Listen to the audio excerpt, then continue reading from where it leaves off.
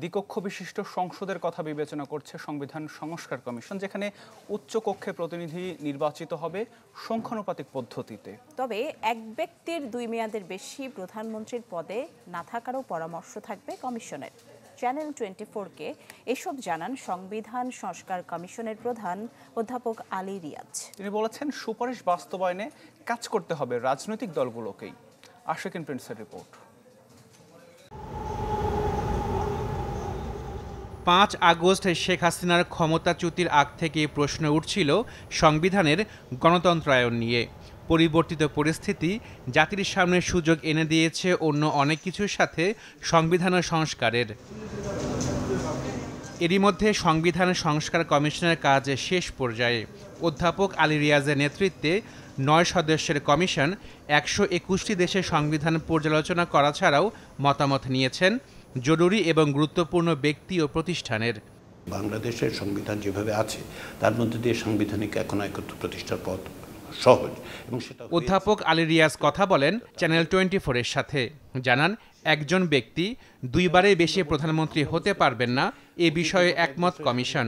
তবে এটি কোন প্রক্রিয়ায় হবে তা নিয়ে বিচার বিশ্লেষণ চলছে। যেন প্রধানমন্ত্রীর মেয়াদ একাধিক ক্রমে 2 বারের বেশি না হয়।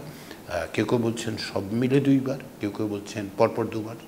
তো এগুলো আমরা এর ইতিবাচক নেতিবাচক দিকগুলো বিবেচনা করে আমরা সুপারিশটা দেব।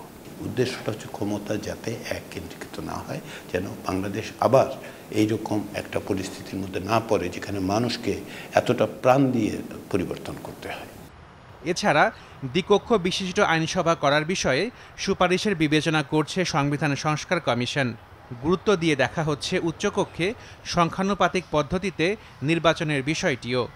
জাতীয় সংসদ নিম্নকক্ষ যেটাকে বলা হয়, সেক্ষেত্রে যদি শুধুমাত্র সরাসরি ভোটে first past the post system যেটা রাখি আমরা, তার বাইরে গিয়ে উচ্চ কক্ষে সংখ্যানুপাতিক প্রতিনিধিত্বের ব্যবস্থা করা যেতে পারে। ফলে সংখ্যানুপাতিক ব্যবস্থার কথা কমিশন বিবেচনা করছে, কিন্তু একই সঙ্গে এটাও বিবেচনা করছে যে সংখ্যানুপাতিক যেই প্রতিনিধিত্ব যদি করা হয়, বিশেষত এক কক্ষ বিশিষ্ট সংসদে, তার কিছু কিছু ডাউনসাইড আছে।